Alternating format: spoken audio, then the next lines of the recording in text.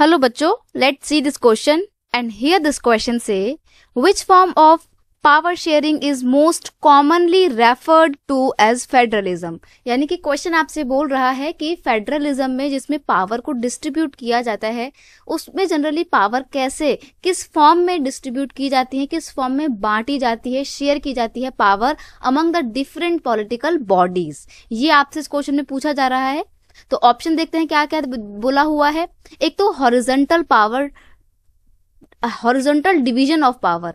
Horizontal क्या होता है, मतलब जो पावर होती है वो ऐसे बांटी जाती है, यानी कि जो अलग अलग पॉलिटिकल इंस्टीट्यूशन हैं उनके बीच में पावर को इक्वली डिस्ट्रीब्यूट किया जाता है। कोई भी ऊपर, कोई भी अपर लेवल पे या कोई भी लोअर लेवल पे या किसी के अंडर में रहकर काम नहीं करता है। ये होता है फेडरलिज्म में पावर का डिस्ट्रीब्यूशन। तो देखते हैं आगे।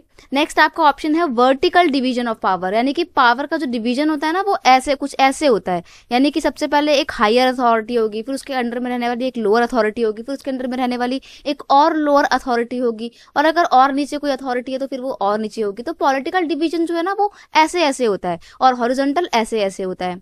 Division of power among various community, जो पावर होती है वो अलग अलग कम्युनिटी के बीच में डिवाइड की जाती है, या फिर sharing of power among the political parties, यानी कि पॉलिटिकल पार्टीज के बीच में पावर को डिवाइड किया जाता है। देखो, अगर आपको फेडरलिज्म की डेफिनेशन पता है तो आप इसका आंसर वैसे भी कर ही लेंगे। फेडरलिज्म क्या होता है?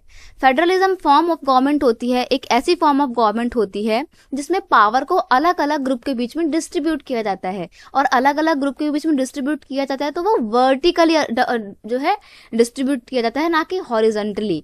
अगर हम एग्जाम्पल की बात करें तो इंडिया में क्या है, इंडिया में फेडरल सिस्टम काम कर रहा है। यहाँ पर सबसे ऊपर क्या है, यूनियन गवर्नमेंट या फिर सेंट्रल गवर्नमेंट है, फिर उसके बाद स्टेट गवर्नमेंट है, और फिर म्युनिसिपैलिटीज या फिर पंचायती राज सिस्टम है। तो पावर अलग अलग डिवीजन में बटी हुई है और सबसे ज्यादा पावर सेंट्रल गवर्नमेंट के पास में है। तो पावर जो है वो वर्टिकली है, पहले सेंट्रल गवर्नमेंट सबसे ज्यादा पावरफुल है, फिर सेंट्रल के अंडर में आके काम करते हैं स्टेट गवर्नमेंट। हालांकि पावर इनकी थोड़ी अलग होती है, जिनकी दोनों की पावर अलग अलग सेपरेट है। कॉन्स्टिट्यूशन ने इनको डिवीजन कर रखा है पावर का अलग अलग ग्रुप्स के बीच में, और उसकी सही से एक्सप्लेनेशन भी दे रखी कि कौन सी पावर किसके पास में रहेगी और कौन किसकी पावर में कोई भी इंटरफेयर नहीं करेगा। और स्टेट के बाद फिर टर्शरी लेवल की गवर्नमेंट होती है या थर्ड टियर ऑफ गवर्नमेंट होता है जिसमें पंचायती राज और म्युनिसिपैलिटीज आती हैं। तो वर्टिकल डिवीजन है ये, ठीक है। तो there is a vertical division of power existing in federalism.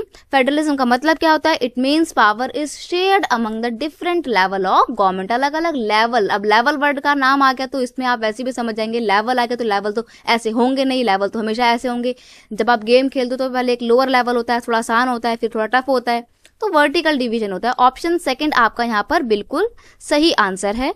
I hope you understand it well. Best of luck.